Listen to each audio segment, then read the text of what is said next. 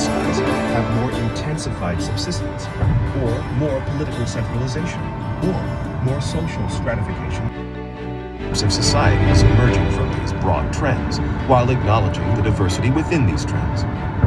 Our practical problem is similar to the problem faced by developmental psychologists discussing differences among individual people. While every human being is unique, there are still broad age-related trends. We'll never revert to being a three-year-old.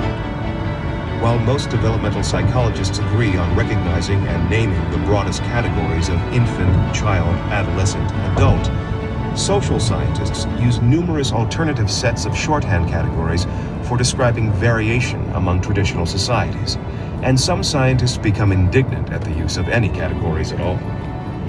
In this book, I shall occasionally use Elman Service's division of human societies into 4 categories of increasing population size, political centralization, and social stratification: band, tribe, chiefdom, and state.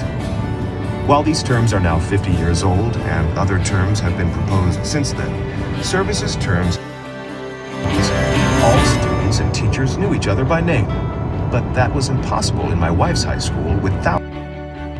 At that time, some peoples, especially Eurasians, were already living under state governments with writing, metal tools, intense